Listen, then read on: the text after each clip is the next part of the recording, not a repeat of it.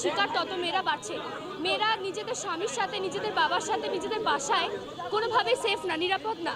আমরা এখানে শুধুমাত্র এসেছি যাতে ধর্ষকরা তাদের প্রাপ্ত শাস্তি পায় এবং যারা উপর মহলে বসে আছে তারা যেন তাদের কাজ করে, আর কাজ না করে যেন তারা পদত্যাগ করে দেয়। হয় তারা নিজেদের কাজ করবে, না হলে তারা পদত্যাগ করবে।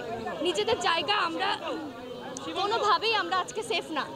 রাস্তায় একা বের হতে পারি না, কোনো কিছু করতে পারি না। দিনে দিনে এত ধর্ষণের কেস আসছে আমাদের সামনে, এবং ধর্ষণের কেস আসছে কিন্তু একটা ধর্ষককেও ধরা হচ্ছে না। সেখানে পুলিশ কমিটিরা কি করছে? এই জন্য আমরা আজকে সবাই হচ্ছে একটার পর একটা আসিয়া সহ যে শিশু বাচ্চাগুলো 8 বছর 10 বছর এরা একটার পর এক ধর্ষণের শিকার হচ্ছে। আমরা চাই দ্রুত এই ধর্ষকরা এখনো বাইরে কি করছে, ধর্ষকদের বিচার হোক। আর যদি উপরমহল বিচার করতে না পারে, পুলিশ আর্মি এরা যদি যথাযথ স্টেপ নিতে না পারে, তাহলে পদত্যাগ করুক, আমাদের সেফটি নিশ্চিত করুক। আজকে আমরা ঘরেও সেফ না, রাস্তাঘাটেও সেফ না, তাহলে আমরা সেফলি বের হইতে পারবো না। আমাদেরকে নারী হিসেবে জন্ম নেওয়াটাই অপরাধ। আমরা এর দ্রুত বিচার চাই, এটাই।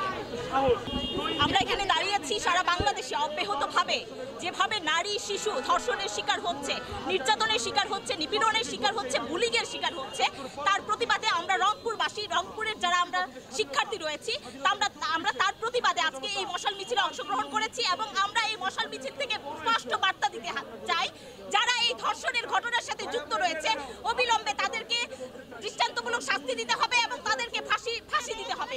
আমরা একজন মেয়ে হিসাবে আমি বলতে চাই যে এর যদি যথাযথ যদি কোনো ধরনের কার্যকর এই ফাঁসি যদি না ঘটে এবং দৃষ্টান্তমূলক শাস্তি যদি না ঘটে, তাহলে এই ঘটনা কিন্তু বারবার ঘটেছে। আমরা বিগত সময়ে দেখেছি এই ধরনের ঘটনা ঘটেছে, কিন্তু এই যে যেটা বিচারহীনতার যে অপসংস্কৃতি, এর কারণেই কিন্তু আপনারা দেখবেন যে বারবার এই ধরনের ঘটনাগুলো ঘটছে, যেটা এই সময়ে চরম পর্যায়ে পৌঁছেছে।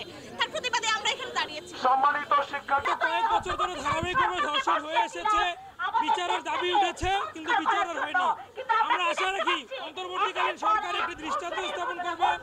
আমরা যদি দেখি যে বিসিএস ক্যাডার থেকে শুরু করে অত্যন্ত উপর মহলের লোকজন এই ধর্ষণের সাথে জড়িত। কিছুদিন আগে একজন র্যাবের কর্মকর্তা গ্রেফতার হয়েছেন, একজন পররাষ্ট্র কর্মকর্তার বাবা তিনি ধর্ষণের দায়ে অভিযুক্ত হয়ে আছেন। লাস্ট যে ঘটনাটি ঘটেছে, একটি ছোট্ট শিশুকে ধর্ষণ করা হয়েছে এবং তার অবস্থা অত্যন্ত গুরুতর।